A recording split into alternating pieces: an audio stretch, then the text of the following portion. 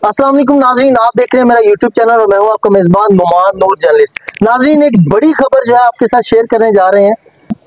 अमीर मलाय टीपू कत्ल के मुकदमे में मुलविस मुल्जम ख्वाजा तारीफ उर्फ टीफी भट्ट, जिसको पाकिस्तान मुंतकिल किया जा रहा था और वो एक पुलिस मुकाबले में मारा गया। जी हाँ नाजरीन, इस तमाम स्टोरी पर बात करने के लिए हमारे साथ सीनियर जर्नलिस्ट वकास अवान मौजूद है।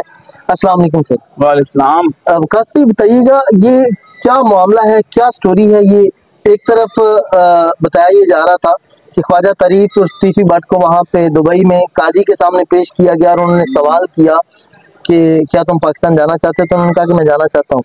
तो अब वो पाकिस्तान आना चाह रहे थे या फिर ये क्या हुआ सारा मामला? था यार ये ना आइडिया था कि उसके साथी उसको छुड़ाने आएंगे। अच्छा, क्योंकि टीफी भट्ट देखें एक बड़ा नाम है और ये जब ये खबरें सामने आई ना कि इंटरपोल के जरिए टीफी भट्ट को जो है वो पाकिस्तान लाने की तैयारी की जा रही है, तो साथ ये खबर भी सामने आ गई थी कि जब टीफी भट्ट पाकिस्तान आएगा तो उसको साथी जो है ना उसको छुड़ाने आएंगे। अच्छा। तो ये इस मुकदमे की तफ्तीश पहले पुलिस कर रही थी, लेकिन जब टीफी भट्ट को इंटरपोल के जरिए गिरफ्तार किया गया तो ये तफ्तीश तब्दील करके सीसीडी के हवाले कर दी गई। तो सीसीडी ने सारा ये टेक ओवर किया मामला और उसको पाकिस्तान मुंतकिल करने का जितना भी प्रोसेस था सारा सीसीडी ने किया।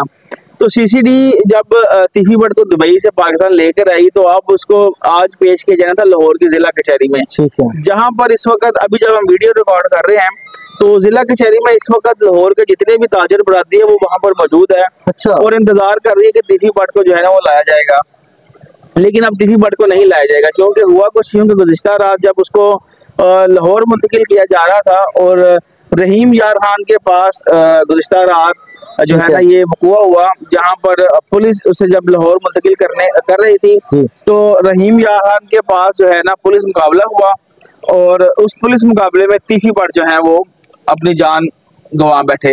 हुआ कुछ यूं कि गुज़िश्ता रात जब टीफी भट्ट को लाहौर मुंतकिल करने की तैयारियां की जा रही थी और आज इन्हें जिला कचहरी पेश करना था, उनको जिस्मानी रिमांड लिया जाना था ताकि जो ये तफ्तीश है इसको आगे बढ़ाया जाए।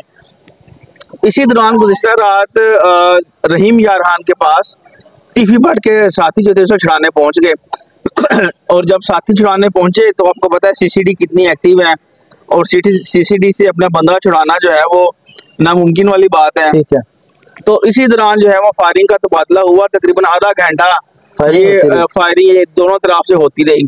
तो इस दौरान जो उसके साथी से छुड़ाने आए थे उनकी गोली टीफी भट्ट को लगी और टीफी भट्ट जो है वो इस वकूए में जो है वो हलाक हो गए। ठीक है। तो अब ये एक बहुत बड़ी डेवलपमेंट्स है क्योंकि ये जो अमीर बिलाल कत्ल केस है गुज़िश्ता 2 साल से हम इसको कवर कर रहे हैं और इसकी एक बड़ी हाइप बनी रही। पहले तो ये ख्वाजा अकील गोगी भट्ट और ख्वाजा तारीफ टीफी भट्ट ये दोनों रूह पूछ रहे और फिर अचानक एक दिन ख्वाजा गोगी भट्ट साहब आते हैं और जमानत करवाने के लिए सेशन कोर्ट में पहुंच जाते हैं, उनकी जमानत हो जाती है। उसके बाद जेएटी उन्हें कसूरवार कह देती है।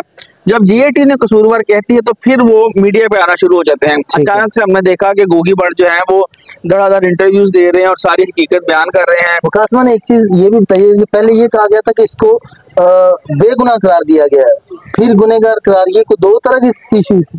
नहीं, पहले इसको गुनाहगार करार दिया, बेगुनाह कभी नहीं कहा जेआईटी ने, गुनाहगार ही इसको कहा था गोगी भट्ट और टीफी भट्ट को।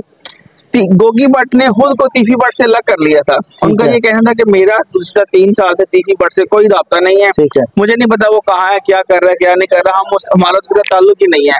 शायद 3 साल पहले कोई मुलाकात हुई थी उससे, उसके अलावा हमारा कोई राब्ता नहीं है। तो जब ख्वाजा टीफी भट्ट को दुबई में इंटरपोल के जरिए अरेस्ट किया गया तो ये अरेस्ट वाली स्टोरी नाज़रीन को पता है कैसे टीफी भट्ट कैसे गिरफ्तार हो गए इतने सालों से रूप पोष और अचानक से गिरफ्तारी? किसी डीएसपी ने इन्हें पहचाना, कोई डीएसपी वहां पर मौजूद थे दुबई में, तो उन्होंने इतला दी कि यार टीफी भट्ट को मैंने देख लिया तो आ जाओ। तो वहां पर ये सारी कहानी डेवलप हुई। उसके बाद जो दुबई के जो मुतलका काजी हैं वहां पर इनको ले जाया गया। ठीक है। और उस क्योंकि लॉज तो फॉलो करने होते हैं ना, तो वहां पर जब टीफी भट्ट से पूछा गया कि हाँ जी आपकी मंशा क्या है, क्या आप जाना चाहते हैं पाकिस्तान, तो उन्होंने कहा जी बिल्कुल मैं बेकसूर हूँ। अच्छा। मैं जाकर पाकिस्तान में मुकदमा का सामना करूंगा, कोई ऐसा मसला नहीं है।